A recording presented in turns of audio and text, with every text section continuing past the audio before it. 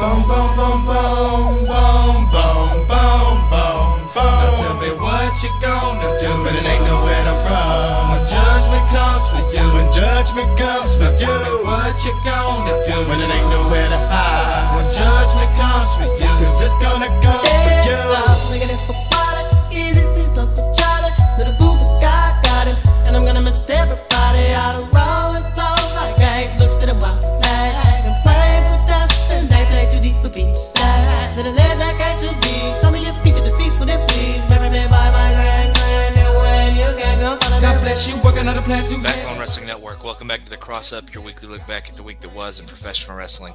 This week I'll be running through the results and happenings from Raw on December the 29th to Collision on January the 3rd, 2026. So we have gotten to the new year. But before we do that, let's dive back into the stuff that happened before we got to New Year's Day. We opened Raw with a recap to look at Austin Theory having a seemingly successful audition with the Vision last week. The Vision come out to get things going for the show. We get some CM Punk chants. Paul Heyman talks about how you're looking at the future WrestleMania main eventers right in front of you. Then start to chant for Roman Reigns, with Heyman thanking the fans for their irrelevant opinions. That brings Heyman to Austin Theory, who says he has a lot to talk about, starting with Braun Breaker.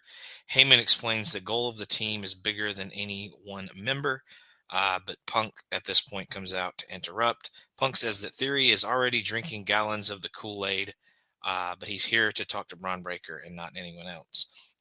He says the title match is already set for next week, and yeah, he could come down here and get beaten up by the four of them. But there's no title match next week. Punk comes to the ring and actually gets inside, where he asks Braun Breaker what he has. Breaker is ready to take Punk out, but he's tired of being called the future because he is the now. Everyone is waiting for Breaker to fall apart and then go find someone else like him. Go find someone else with so little experience who has taken wrestling over and is as much of a dog as anyone else. Yeah, or as more of a dog than anyone else. He says, he came from a wrestling family, but that just put more pressure on him and didn't really afford him, as many opportunities as you would think. While Punk was on the Indies, Breaker was on the field with the Baltimore Ravens playing with Lamar Jackson. Next week, Breaker is going to put Punk in the ground and take his title. Punk says Breaker is more ready than anyone in the back, but Punk isn't ready to give up the championship yet. If Breaker wants the title, which Punk lays on the mat between them, tells him to pick it up because it's heavier than Breaker believes, obviously metaphorically. He's not ready to let it go, and he says he's not ready to let it go and stop coming into sold-out arenas and say how great it is to be alive on a Monday night, especially tonight here in Orlando, Florida. They aren't the same, and that's because one of them is CM Punk and the other's not. One day, someone is going to beat him, but it won't be Braun Breaker on January 5th. We then go to the back, and Raquel Rodriguez promises no tricks in tonight's three-way title match for the Women's World title. Liv Morgan comes in and says Judgment Day needs a win tonight, especially with Dominic Mysterio out with a shoulder injury for a little bit. They kind of announced that there. Roxanne Perez comes in and agrees that they want Raquel to win the title, though they think Raquel doesn't need any luck. We then go to that match, and Stephanie McCare retains, defeating Nikki Bella and Raquel Rodriguez when Raquel actually hits the Tejana bomb on Nikki, and then Stephanie is able to sneak in and kind of throw Raquel out and steal the pinfall. So maybe a little heelish move there by Stephanie, but obviously just kind of desperate in a three-way kind of situation, and retains her championship. We then get Gunther. He reminds us that he made John Cena tap out, but R-Truth comes in to say that the disrespect has to stop. He says saying it over and over again makes him a piece of, and then R-Truth goes up to him, whispers in his ear what he has to say. Obviously, he calls him a piece of shit, and Gunther doesn't like this whatsoever. And Gunther says he takes this as a challenge, and they will face each other later on. We then get the Kabuki Warriors. They come out to brag about beating Rhea Ripley last week. Io Sky never should have attacked Kairi Sane, but Asuka cuts Kyrie off. Rhea Ripley and Io Sky then come out for a brawl with Io getting sent into the announce table. She's back up to save Ripley eventually from an assisted insane elbow. Uh, and Sane has to escape Riptide as the Kabuki Warriors end up kind of escaping. They do get kicked to the outside, but they mostly get out with any too much, of a beatdown or anything like that. We then get Rey Mysterio in the back. He runs into CM Punk and says he has some backup for tonight, and Punk approves of this. But he kind of just says they're on the same page, but he already has somebody that can help him tonight if he runs into some trouble. We then get Gunther defeating R-Truth via submission when Truth taps out in the sleeper hold. Then go to Jey Uso. He isn't sure about him and Jimmy tagging again, going for the tag titles, but Jimmy Uso gives him a bit of a pep talk before their big match for the tag team titles later on. We then get video of Obafemi, kind of, again, just showing who he is, what he can do, and all the stuff he's accomplished in NXT to this point. Javon Evans then runs into AJ Styles and Dragon Lee. They both praise each other for the match at Saturday night's main event that they and Javon Evans and Leon Slater had about a month ago. Wherever Evans winds up, he says, let them know so they can run it back. Evans appreciates this, but runs into the Americanos. El Grande Americano speaks in Spanish. Obviously, Evans does not understand, but it seems like maybe we'll get an El Grande Americano versus Javon match at some point. We then get Paul Heyman. He officially welcomes Austin Theory into the Vision, and they officially all have each other's backs. Heyman even sends Logan Paul to the ring with Theory for his match against Rey Mysterio so they can have a little bit of time to get to know each other. We then get that match where Rey Mysterio defeats Austin Theory, but it's via disqualification when Theory is lined up for the 619 and Logan Paul obviously jumps in and attacks Rey. Then after the match, they continue to beat him down, but Penta makes his return and clears out the Vision Boys, and him and Rey stand tall. We then go to Rhea Ripley and Io Sky. They're in the back. They're ready to win the women's tag team titles on the first anniversary Netflix show next week. We then go to Maxine Dupree. She comes out to cut a promo. She thanks the fans for helping her get this far and brags about making Becky Lynch tap out last week when they kind of had their brawl. Now she's ready to defend her title next week, but obviously Becky Lynch comes out at this point. She says the only thing she tapped out to was living in Orlando, but the fans should cheer her for her gracing them with her presence. Maxine threatens to make her tap out again, but Becky says she isn't here to start a fight. She's here to give Dupree some credit for working so hard to get to this point. Dupree has gotten a tiny bit better, and that's not going to be enough next week. Maxine then laughs it off and says next week everyone, maybe even Sports Illustrated, is going to see and say that Becky Lynch tapped out again. Becky says that's too far. She talks about how people and publications say that she's the greatest.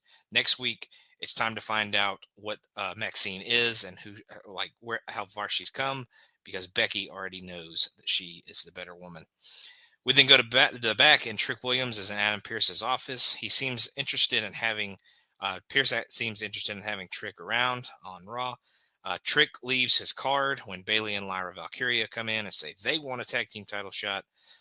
Pierce mentions that Judgment Day is getting the next shot after Rhea and Io get their shot next week, and this pisses Bayley off, and she calls Adam Pearce a bald idiot. Valkyria seems to think that they have a deal, but Pierce says he wants a drink instead. So maybe Bayley and Lyra will get the shot after the Judgment Day girls, but I guess we'll see as we move forward. We then go to the main event where the Usos defeat AJ Styles and Dragon Lee when they hit the 1D on Dragon Lee to become the new World Tag Team Champions. So the Usos are back atop the tag team division. Is this them coming back as a tag team, or is that's just the beginning of a breakup angle where they eventually lose the tag team titles to somebody else, and they face off once again in a big match? So we'll see. It's good to see them back as a tag team. I think they both flourish a little better in that scenario, especially Jimmy. Jay too. Jay's not everybody's cup of tea, I'll say, but I think this is good for them. I kind of hope they keep them as a tag team for a good bit. I hope they don't do them win the titles and then lose them before Mania and then have another one-on-one match. So I hope they kind of drag it out a little bit. If that's the ultimate end game, maybe have them be the tag team champions for a little bit. Maybe face off at SummerSlam or something like that. So maybe there's not as much pressure as there was last time, because they definitely fell under the pressure at their previous WrestleMania match. So, but the main event was the best match. They went balls to the wall. AJ Styles and Dragon Lee, kind of a thrown together team, but I would say for the output that they put out and the amount of times they defended the tag titles, which hasn't been something that's been super prevalent on TV. It was good to see them kind of be fighting champions. They seemingly put on great matches every time they were out there. Solid team, like I said, kind of thrown together, but they put on some more magic with the Usos. So we'll see if they get another shot back. Obviously, most of the time people get kind of a rematch clause, so we'll see if they face off. But main event was the best match for Raw, so we will move from there to NXT. We open with Ethan Page defeating Moose to retain his North American Championship when he hits the Twisted Grin. We're going to get the NXT awards throughout the night. We start with the Male Superstar of the Year. The nominees are Javon Evans, Ricky Saints, Trick Williams, Ethan Page, Obafemi. The winner is Javon Evans. Javon Evans then gets to talk about it. He talks about the things he has done this year, promises that the next year is going to be even bigger, and obviously he thanks the fans. We then go to Izzy Dame. She is ready to deal with Tatum Paxley, though the rest of the culling doesn't think that them continuing to deal with Tatum is the greatest idea. We then go to another part of the back where Kendall Gray has seemingly been attacked, and Ren Sinclair is looking for some help from security or, obviously a medical.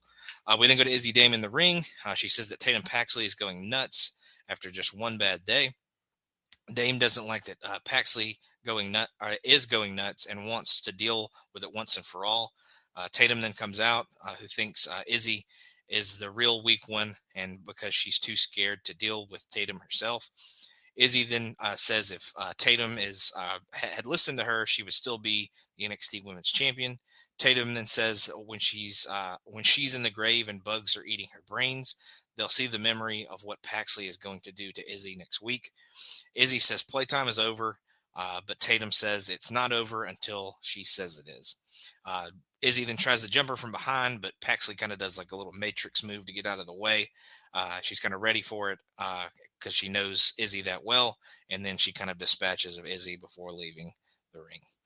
We then get our next award. We get the nominees for the Tag Team of the Year. This one was the biggest crock of the entire award ceremony, but we'll get to that. The nominees were Hank and Tank, Sol Ruka, and Zarya, obviously named Zaruka. We have the Culling, we have Fatal Influence, we have Dark State. And the winners, of course, were the team that barely teamed whatsoever, but were on screen a lot, Zarya and Sol Ruka. So Zaruka is your Tag Team of the Year. I'd have probably given it to Hank and Tank or Fatal Influence. They kind of dominated throughout the year. So Tank and Tank were the tag team champions. And obviously, JC's been champion for most of the year, I would say, at least the back half. So I think that one was kind of a wasted award this year because there wasn't just a great tag team throughout. But Hank and Tank usually put on some good stuff. So, but we go to JC Jane next. She defeats Ren Sinclair via pinfall following the rolling encore.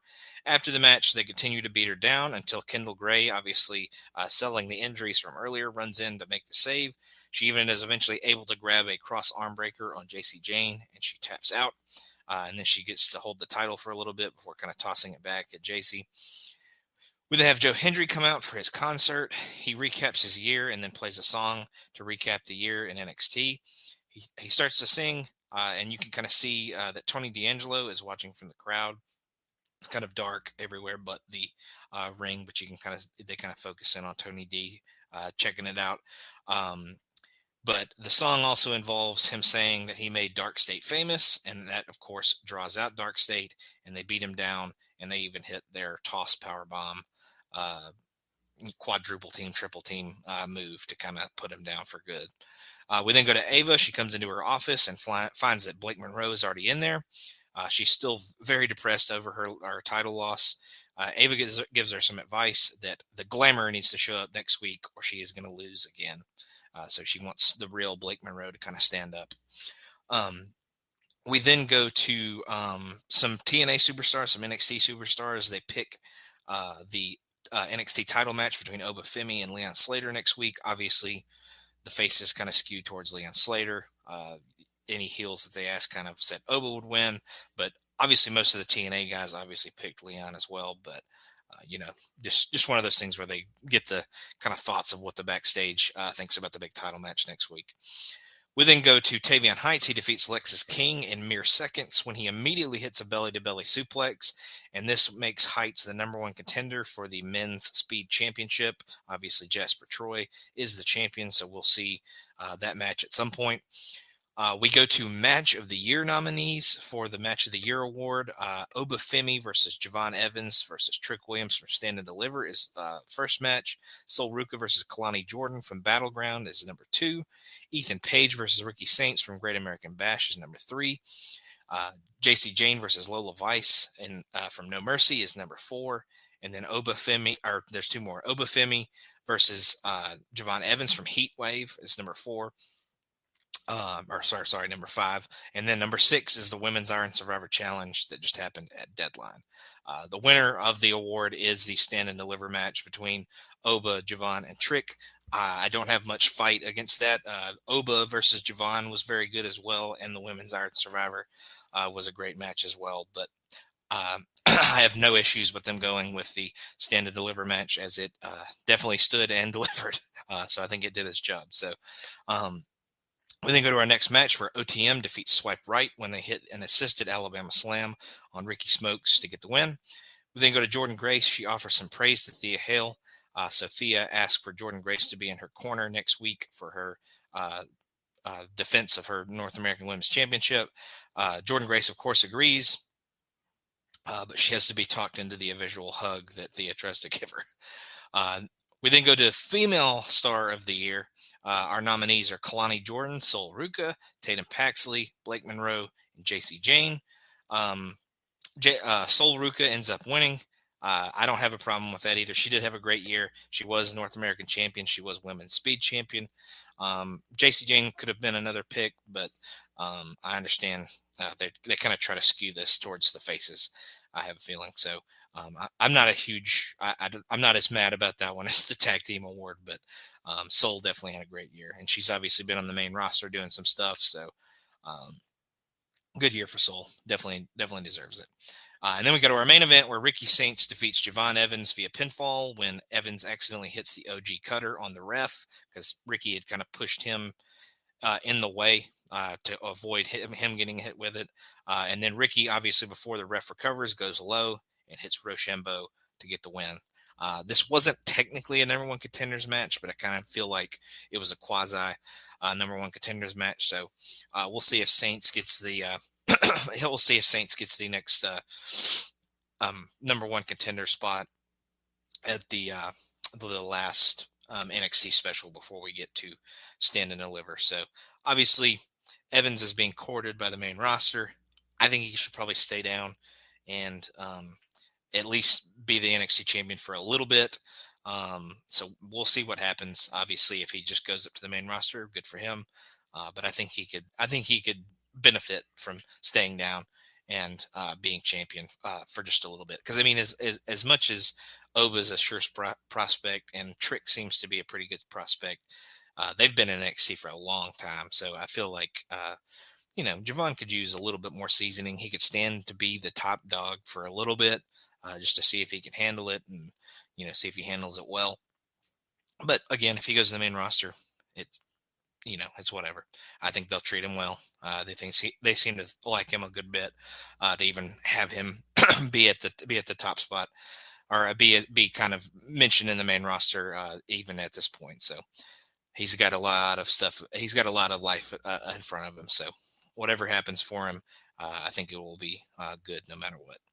But Evans and Saints was the best match of the show for sure. A lot of short matches, a lot of promos, a lot of awards giving out. So maybe not the most packed wrestling show, but that main event was definitely match of the night for me. But we're going to go from there to Dynamite. We get a recap of World's End, the kind of bigger matches from that. Obviously, it was the previous weekend. We have MJF. He arrives for his championship celebration. He says on Saturday he beat the franchise, Swerve Strickland, the Samoan Submission Machine, Samoa Joe, and the main character of AEW, Hangman Page, all at once, and that makes him the top man. The regular world title is thrown down, and he unveils his new Triple B that he will have, obviously with his like custom strap and all that. He loves the idea that anyone thinks they can catch him because he is a stallion and he's tired of walking around, so everyone can keep up. It's time to sprint. But this randomly makes Kenny Omega pop on the screen. Omega knows that his time is coming to an end, but what if he becomes world champion one more time? He isn't collecting belts anymore because he's collecting one belt, and that's the AEW World Championship. There are a lot of people coming for that belt, and his name needs to be on that list. MJF says Omega pops off the screen at this point. MJF says Omega wouldn't say that to his face, but Hangman Page and Swerve Strickland pop up in different parts of the crowd. I believe they both have chains in their hands too, so they're trying to get to MJF pretty quickly so they can beat his ass. Security runs out to cut him off. Says they need to earn the title shot by getting some wins. Page and Swerve get in the ring, but obviously MJF bails, leaving security to get beaten up. The two of them say they're coming for the title, but the ops appear on the screen. Samoa Joe says he should be the number one contender because he got screwed and he's sick of hearing about Hangman Page and Swerve Strickland. He wants to wrap this up next week so Swerve Strickland and Hangman Page can face them in a lights out match. So we'll see what that entails next week on Dynamite. We then go to the conglomeration. They are ready for tonight when Tony Storm comes in and calls Orange Cassidy Citrus Boy.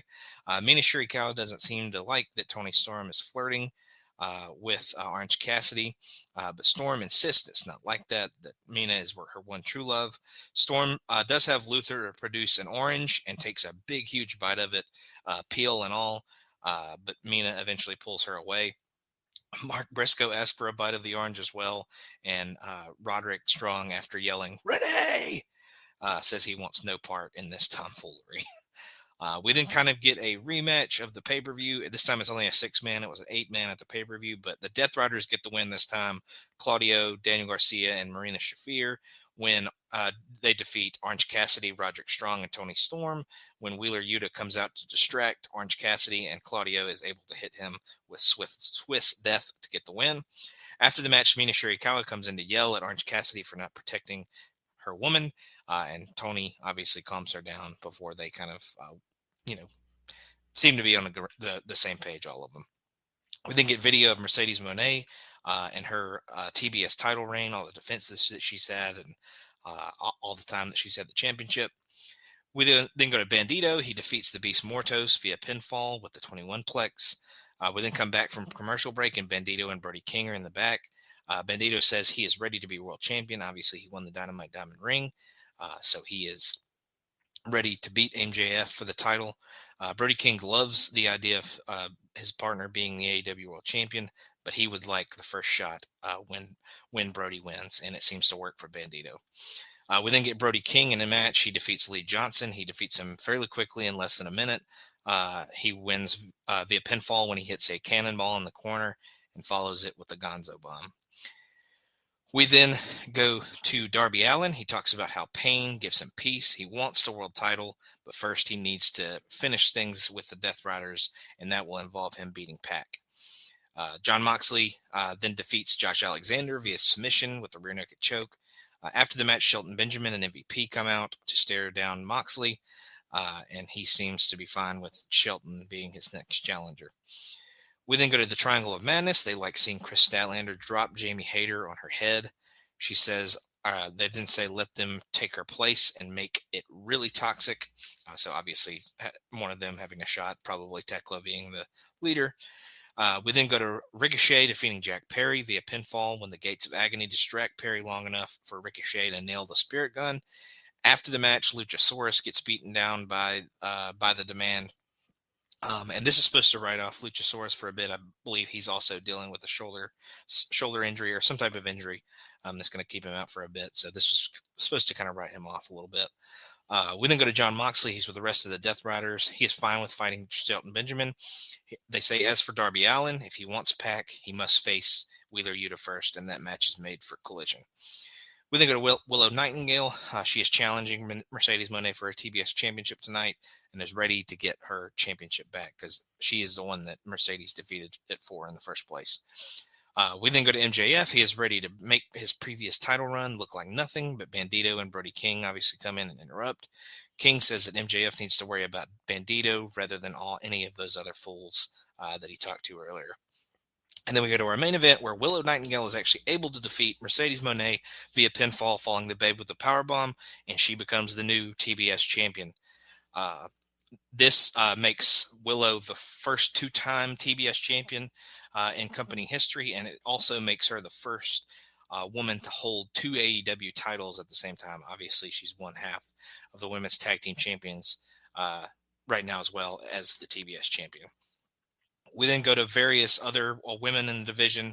They come out to celebrate with Chris. I think some of her conglomeration buddies come out as well, and they celebrate as Mercedes kind of sulks on the outside as she's continuing to fall apart by losing more and more of her belts. But again, third show in a row, but the main event was the best match of the show. It was given plenty of time. When Mercedes is in there with somebody that can go, she is able to go at a high level as well. And Willow's one of the best, as well as Mercedes. But Mercedes kind of needs a dance partner that she can kind of go with to put on something great, and she definitely had that tonight. And that would be the best match for Dynamite. We will roll from there to Impact. We open with the Elegance brand defeating the Angel Warriors, obviously Xia Brookside and Lei Ying Lee. Heather by Elegance wins the match with a missile dropkick on Xia Brookside to get the win. We then go to Santino in the back. He is sulking. He is crushed after his daughter turned on him at the cage match a few weeks ago. He gives a note to he gives a note to the interviewer, and he wants it to be read by Tom and Jerry, which is what he calls Tom Hannafin and Matt Raywalt, apparently. So he makes a little joke there. I don't know why Matt Raywalt is Jerry, but I guess it's just because Tom is Tom. But I thought that was pretty funny. Gia is the interviewer's name. I could not think of her name, but he hands the note to Gia to give to Tom and Jerry. We then come back from commercial. We get announced that Stax versus Steve Macklin for the International Championship will happen on the AMC debut. We then go to our next match where Mustafa Ali defeats Hometown Man via pinfall, following a 450 splash. After the match, the beatdown is on, but someone walks by the entranceway with a guitar covering their face. Obviously, Ali thinks it's Elijah and sends his order 4 guys after him, only for the real Elijah to show up once Ali's all by himself and chases Ali off. Elijah then even plays a bit of the Hometown Man's theme song on his guitar before they cut to commercial.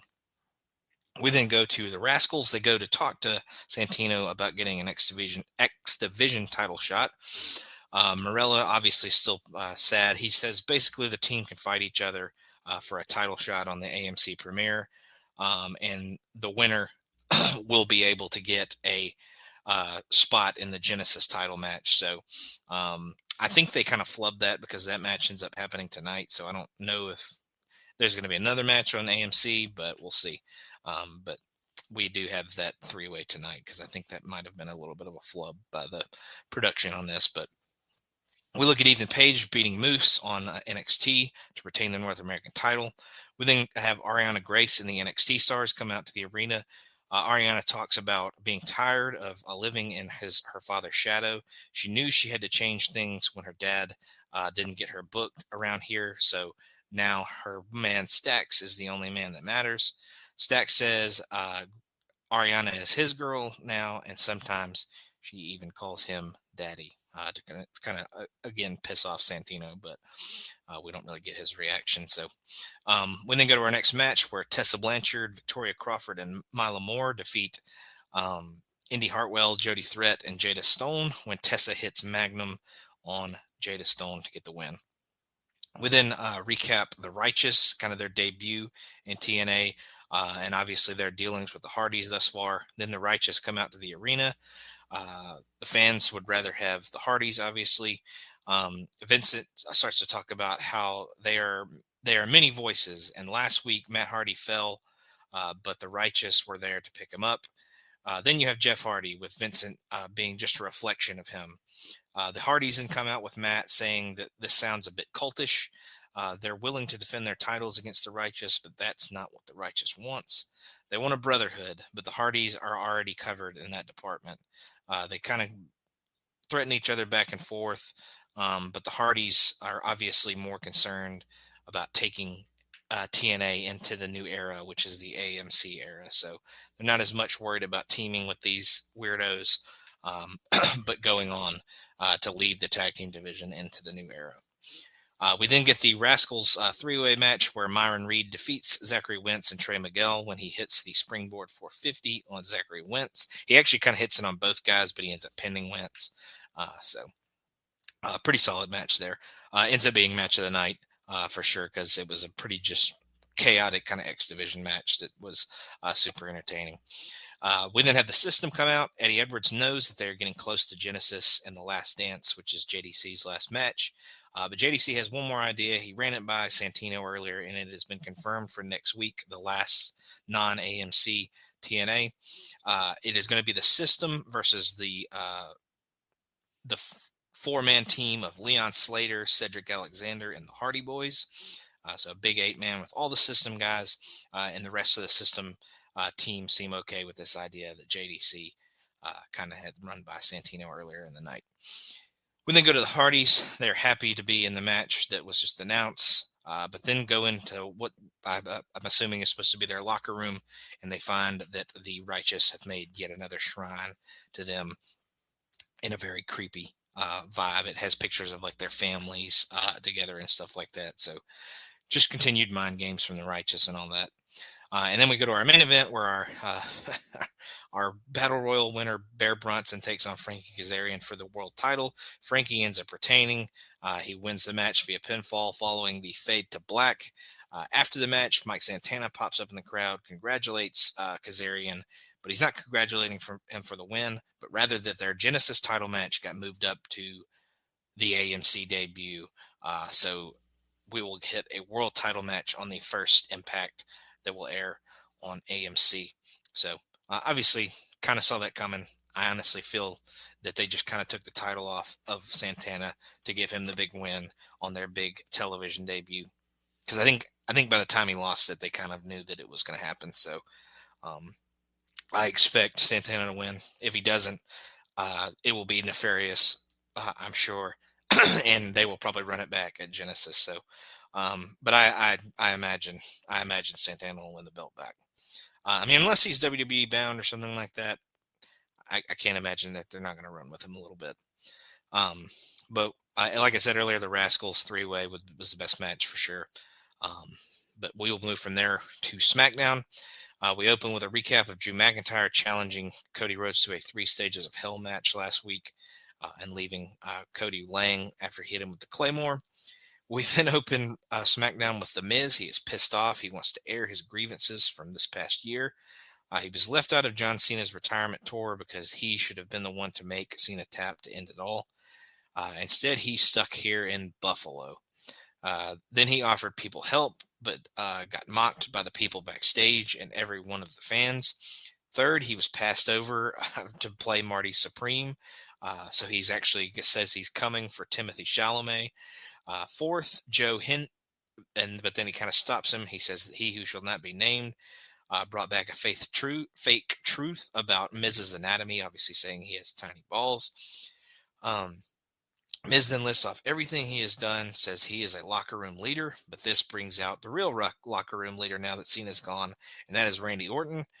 He does some posing. Miz asks the fans to give it up for Randy, and then puts himself on Randy's level, says they could even be Miz KO going forward if that's something Randy would want to do. This causes Randy to not say anything, but hit him with the RKO and seemingly leave the Miz laying. He then shakes his hand as he's kind of laid on the mat, says Happy New Year, pops him back up, hits another RKO, and leaves him laying. So Randy is back. He had a pretty sick Buffalo Sabre shirt on too that night. So I thought that was pretty good. Uh, you know, play into the hometown crowd, but I thought it was a pretty sick shirt. But good to see Randy back. We'll see what he ends up doing. But obviously, he had a little thing with the Miz there. I assume they may face each other next week or something like that, but we shall see. Um, we then go to Nia Jax and Lash Legend. They interrupt the Kabuki Warriors and are ready to help them win tonight in exchange for a future or future tag team title shot. The Warriors don't seem impressed or into that idea whatsoever. And Kairi Sane, as per usual, seems kind of scared of Asuka. We then come back from commercial break. Randy Orton runs into Cody Rhodes and says after Rhodes is done with Drew McIntyre, he's going to be the one coming for the championship. Cody seems to understand, and when Orton leaves with Nick Aldis coming up to remind him that he can't touch Drew tonight, which Cody seems to understand, but not like at the same time.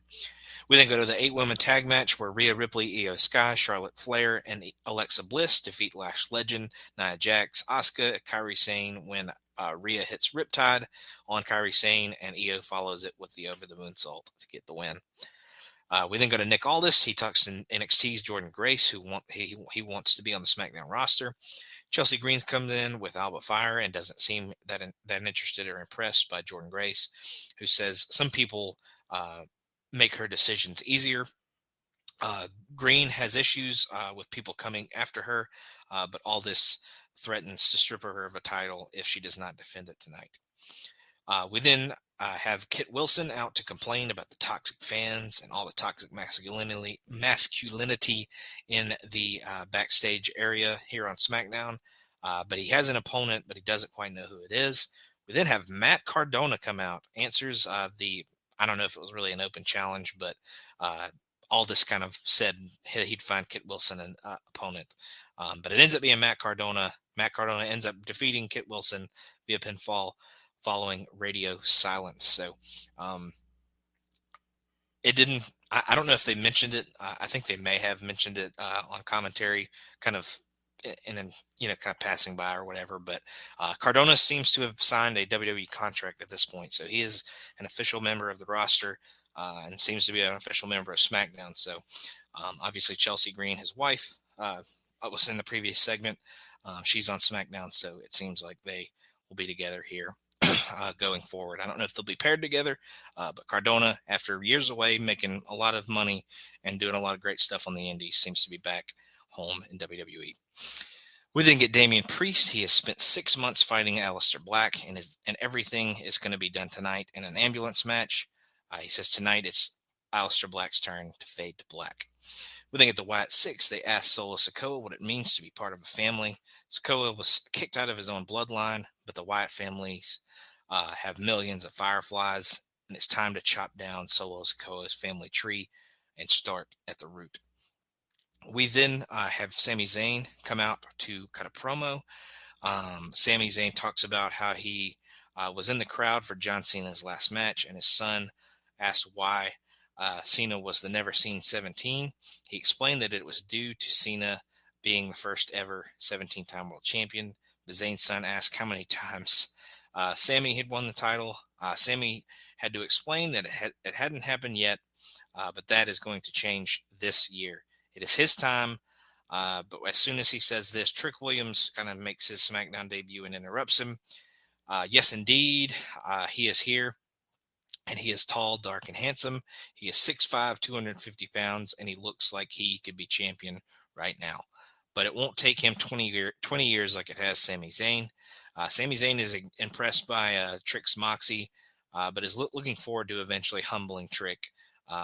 They kind of seem like they're going to fight a little bit, but they end up not going at it. But obviously we'll see a Trick versus Sami match somewhere down the line. We then look back at Carmelo Hayes winning the U.S. title last week from Ilya Dragunov. Ilya then comes up to him in the backstage, praises him for winning last week, and then Carmelo confirms that the U.S. title open challenge will stay open. They're both interested in running it back at some point, but Carmelo moves on to see The Miz, who claims that he's responsible for Carmelo being able to win the title. He says, without The Miz leaving him alone, it would have never happened. So thank you very much. So Carmelo actually thanks him, but kind of in a snide, kind of dickheaded way.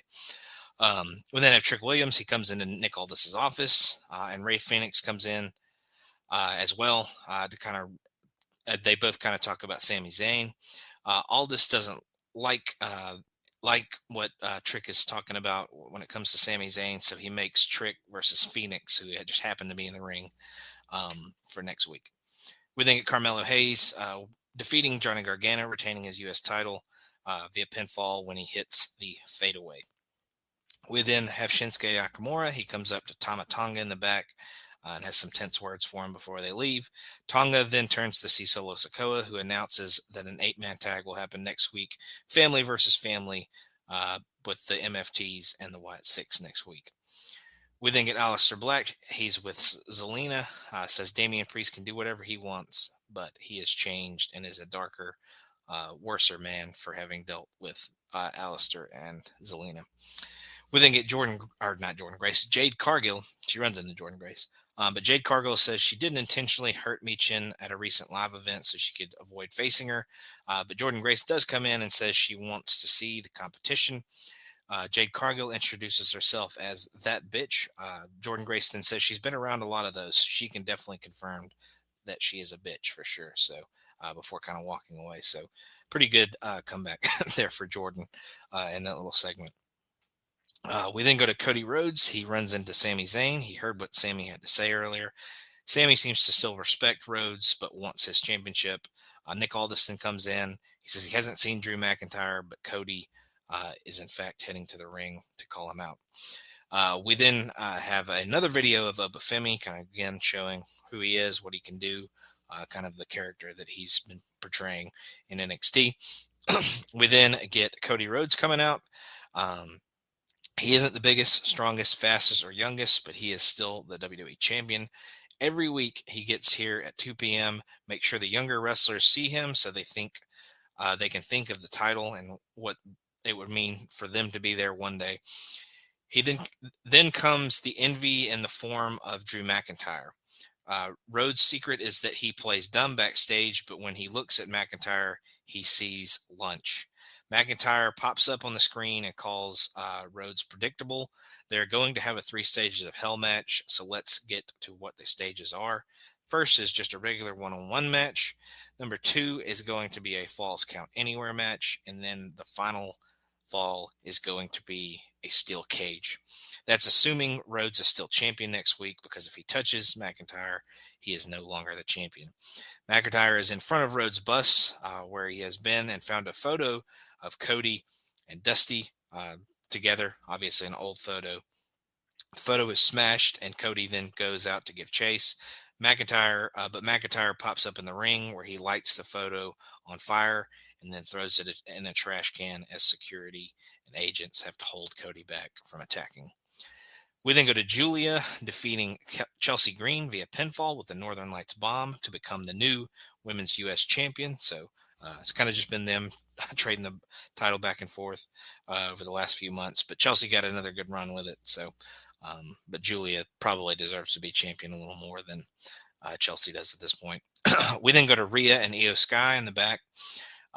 They're ready to get the women's tag team titles back. Charlotte and Alexa come in to say good luck. Though Rhea doesn't quite believe them. But they say good luck because Charlotte and Alexa want the first shot after they become champion. And Rhea's like, that's more like it. We then get video of the Aleister Black versus Damian Priest, rivalry to this point, all that they've been through to kind of hype up the main event. And then before the main event, we go to the backstage. Fraxium mocks Johnny Gargano for losing earlier and recommends that he grow up. They also want Axiom's mask back, which Johnny kind of has around his neck. But Gargano says no. Axiom says he's going to get a match with Gargano. And if he wins, he gets his mask back. Which, I mean, that was 2-1. So they totally could have attacked him and taken it back. But I digress. But then we go to our main event, which is our ambulance match. Damian Priest defeats Aleister Black. In the ambulance match, he hits a chokeslam through a table right in front of where the ambulance is. Then throws him in the ambulance and shuts the door as it drives off to end the show. And Damian Priest stands tall. So a really good ambulance match. But as far as best match of the night for SmackDown, I would go with Carmelo Hayes versus Johnny Gargano. Again, as long as they keep throwing these talented guys in these U.S. Open Challenge matches, that is likely going to be your best match on SmackDown going forward, especially with these 3-hour SmackDowns. If they can throw a good match out there in the middle of the show, it's probably going to win that reward for most of the time. I would just say. We'll then go to Collision to wrap up the week. It is New Year's Smash. We get our usual cold open promos. Tony Storm and Mina Shirakawa say that there are 3 things connected tonight: their hearts, their hips, and it will eventually be Hyan and Maya World's heads. We then get Dante Martin. He says that he knows what Shelton Benjamin is capable of, but Dante says he is inhuman, and Benjamin will find that out tonight. It's not just a new year, but it's also the fiscal year for the Hurt Syndicate. So we'll see what that kind of entails later on. Darby Allin then pops up and has his promo. He says he will go through Wheeler Yuta to get to Pac, and he'll start 2026 by breaking Wheeler Yuta's face. We then get kind of the re-debut of El Clone. Obviously kind of the evil version of Hologram. Hologram's been out for a while, so this kind of implies to me that maybe Hologram is maybe on his way back. But evil Hologram, aka El Clone, defeats Angelico via pinfall following the portal bomb. Clone then attacks Serpentico, who's Angelico's partner, after the match. When Serpentico goes to check on Angelico, he gets hit with, or he starts to load up a portal bomb on Serpentico, but Commander comes in to make the save, and then Clone exits the ring as Commander helps Angelico to his feet. We then go to John Moxley backstage. He says, "What do you get when you take a dozen of the hungriest wrestlers and stick them in a blender for a month in the Continental Classic? What do you think comes out of that? Pressure creates diamonds. Broken bones, disappointment, the thrill of the win. This is nothing else, or there is nothing else like pro wrestling. This is something with a very high price tag. When Moxley stands in the ring with Shelton Benjamin, he's the top. He's the top of the list of the baddest dudes he's ever stepped in the ring with. Benjamin will have to do he'll have to do a whole lot more than just hurt him. He's probably going to have to kill him to take his championship away from him." We then get the Timeless Love Bombs. They defeat Hyan and Maya World when a storm hits the Storm Zero on Maya for the win. As they're kind of leaving, Megan Bayne and Marina Shafir come out.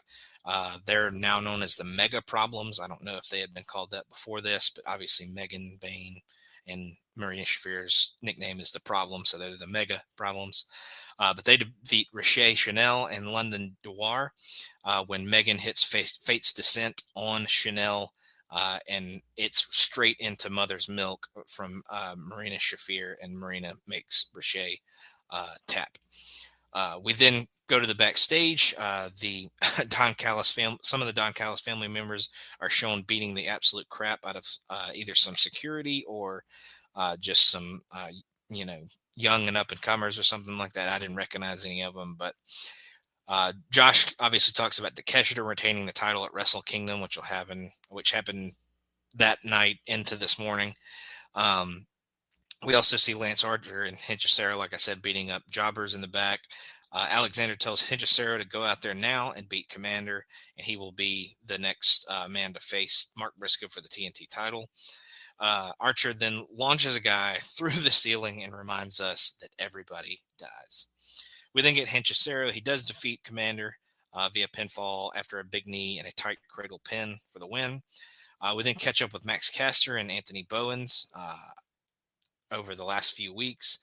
Caster is adamant that he's not gay, but Bowen says he's been such a good ally. So when he thinks of the word gay, he thinks of Caster. They do a scavenger hunt together in New York as a team building exercise. Caster keeps using hand sanitizer though, as he doesn't want to deal with the others.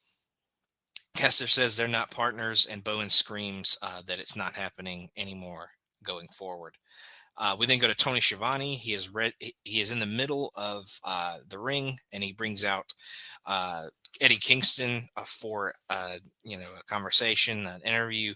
Eddie comes out with Ortiz. Eddie has fun messing with the crowd, and he even sees He's even happy that his boy is back. Obviously, Ortiz and him go way back. Eddie says he's quit the company about 8 times since he came back, as he hasn't had his boy by his side. But now Ortiz is here. Kingston doesn't want to put him over too much, so he hands the mic over to him instead. Ortiz says he was born with the gift of putting his foot up people's asses. Ortiz says they're coming for the Grizzled Young Veterans, and Eddie says that they will end the Grizzled Young Veterans when they get their match with them. We then get Lexi Nair. She is backstage with Big Bill and Brian Keith, and Bill wants to mock Eddie Kingston for saying he finally found someone that he could trust. Big Bill says he knows a guy who says that Jet Speed has a bounty out on them, and Keith says it's time to pay up. We then get Jet Speed defeating Big Bill and Brian Keith when Kevin Knight hits the UFO splash on Keith. Big Bill comes in after the match to try and beat down Jet Speed, but Jet Speed is able to scurry away. We then get the Grizzled Young Veterans. They're backstage talking about Ortiz running with his best friend, Eddie Kingston. The Grizzled Young Veterans see through both of them. They're 2 down and dirty New York street rats. They are not done with them by a long shot. The Grizzled Young Veterans will make their name in AEW at Eddie and Ortiz's expense. James Drake then says that when they target that surgically repaired knee, how much of a hero will Eddie Kingston really be? How much of a good Samaritan will Ortiz be? They'll be seeing them soon, and we'll find both of those things out. We then go to Shelton Benjamin. He defeats Dante Martin via pinfall with a super kick. After the match, MVP gets a mic, asks for them to applaud the young lion, Dante Martin. Martin stepped up tonight. Benjamin goes over and shakes his hand, lifting him to his feet. MVP says it's time to get down to business. He wants applause for the standard of excellence, Shelton Benjamin. Fans obviously give him some applause. Benjamin doesn't need talking up. We already know he's one of the best. MVP wants to talk about what Moxley is and is not. Moxley wants to make a revolution. Well, they just want to make money. MVP knows Moxley likes pain and likes to bleed, but he's not the apex predator Shelton is. Moxley will get punched, kicked, tossed around on Wednesday, and there's nothing he can do about it. Shelton is way more dangerous than Mox is. MVP says they don't have resolutions. There is no new them. Moxley will get hurt badly this week. MVP says Moxley will lose Wednesday because the Hurt Syndicate hurt people, and Shelton will do that to Mox on Wednesday. We then get Sammy Guevara. He asked for some face-to-face time with Bandito backstage, hosted by Lexi Nair, obviously the interviewer. Sammy is supposed to watch at the sidelines after Bandito took out Roosh. Guevara is challenging Bandito next week, and he is going to do something so heinous that he takes Bandito's place. Bandito asks why he's so angry all the time. He says all he had to do was ask for a match, and he would give it. Bandito says he can have the match, and they make Sammy versus Bandito for next week on Collision.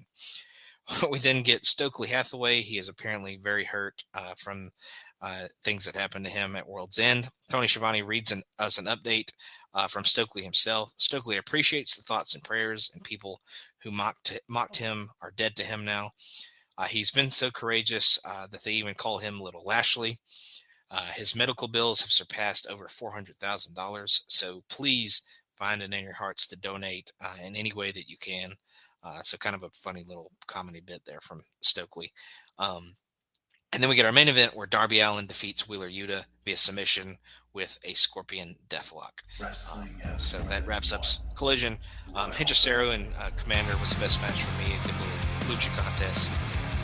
Kind of to begin the kind of in-ring parts of the show. But they had a couple of matches before that. But it was the first kind of real match that got some time.